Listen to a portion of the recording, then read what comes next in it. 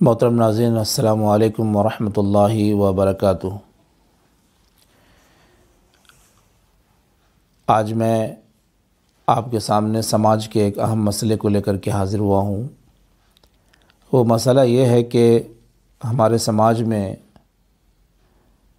جس کسی کا بھی شوہر انتقال کر گیا ہے یا پھر بیوی انتقال کر گئی ہے، یا دوسرے الفاظ میں کہیں کہ جن بچوں کے والد انتقال کر گئے ہیں یا پھر ان کی مائیں انتقال کر گئی ہیں، ہم یہ دیکھتے ہیں کہ ان والدین کا اپنا کوئی گھر نہیں ہوتا ہے۔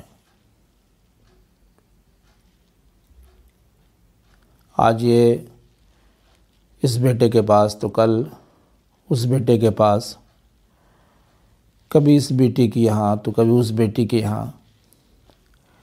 یہ ہمارے سماج کا بہت ہی شرمناک عمل ہے اور اقدام ہے جو ہمارے سماج کے لوگ انجام دیتے ہیں۔ میرے نوجوان ساتھیوں، میرے بھائیوں، میرے بزرگوں، میں آپ سے یہ کہنا چاہ رہا ہوں کہ اللہ سبحانہ و تعالیٰ نے قرآن مجید میں جب یہ فرمایا کہ ایک مطلقہ عورت ایسی عورت جسے طلاق دے دی گئی ہے، لا تخرجوہن من بیوتہن، کہ آپ ان کو ان کے گھروں سے ایک متعینہ مدت تک کے نہ نکالیں، یعنی عورتوں کو ان کے گھروں سے نہ نکالیں۔ اس کا مطلب کیا ہوا؟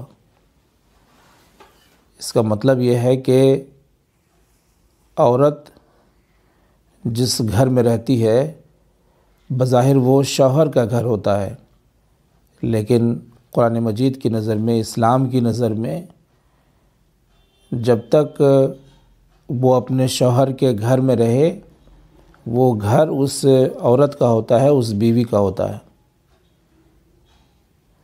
اور یہ بھی کہا گیا دوبارہ اس بات کو، وَلَا يَخْرُجْنَ، اور نہ ہی خود وہ اپنے گھر سے نکلیں۔ تو یہ مسئلہ ہمارے سماج کا بڑا نازک مسئلہ ہے۔ نہ تو ماں کے پاس اور نہ ہی باپ کے پاس اپنا کوئی گھر نہیں ہے، ان کا اپنا کوئی کمرہ نہیں ہے، ان کی اپنی کوئی جائیداد وہاں نہیں ہے۔ اور جب آپ یہ پوچھیں گے کہ آج کل آپ کہاں رہ رہے ہیں، یا آپ یہ پوچھیں گے کہ آج کل آپ کہاں رہ رہی ہیں، تو بڑی سادگی کے ساتھ یہ ماں باپ جواب دیتے ہیں کہ آج میں بڑے بیٹے کے پاس ہوں۔ یہ مائیں جواب دیتی ہیں آج میں چھوٹے بیٹے کے پاس ہوں۔ میرے بھائیوں، ذرا سوچئے گا، غور کیجئے گا کہ یہ جدید تعلیم، یہ جدید تہذیب جس پر ہمیں بہت ناز ہے، کیا اس نے ہمیں یہ سکھایا ہے کہ ہم اپنے ماں باپ کو خانہ بدوش بنا دیں، اپنے والدین کو خانہ بدوش بنا دیں کہ آج یہاں کل وہاں؟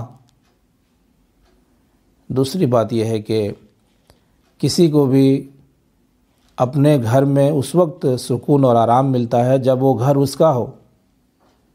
یہاں تو ہم دیکھتے ہیں کہ گھر بیٹے کا ہوتا ہے، گھر پوتے کا ہوتا ہے، گھر بہو کا ہوتا ہے، لیکن نہ گھر ماں کا ہوتا ہے نہ گھر باپ کا ہوتا ہے۔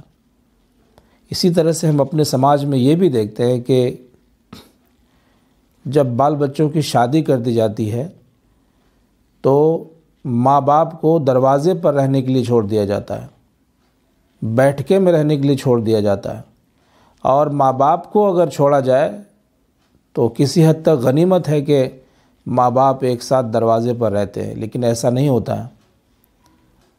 پھر باپ کے لیے حرام ہو جاتا ہے کہ وہ ماں کے ساتھ سوئے، ماں کے ساتھ آرام کرے، ماں کے ساتھ ان کے کمرے میں رہے۔ یہ جو ہمارا سماج ہے، یہ جو ہمارے سماج کے اندر میں رسم ہے، یہ رسم یہ ہم نے کہاں سے ایجاد کی؟ کہاں اسلام نے ہمیں سکھایا؟ سیدنا حضرت محمد مصطفیٰ صلی اللہ علیہ وسلم نے سکھایا کہ جب بال بچوں کی شادی ہو جائے، بال بچے بڑے ہو جائے تو بیوی کو الگ کر دو، شوہر کو الگ کر دو، باپ کو الگ کر دو، ماں کو الگ کر دو. تو یہ سماج کا ایک دوسرا گناہ اور دوسرا جرم ہے، اور سنگین جرم ہے، جس میں بال بچوں کے بڑے ہونے کے بعد ماں باپ کو الگ کر دیا جاتا ہے، اور ماں باپ کو گھر سے باہر نکال دیا جاتا ہے، ان کو بیٹھنے میں جگہ دی جاتی ہے.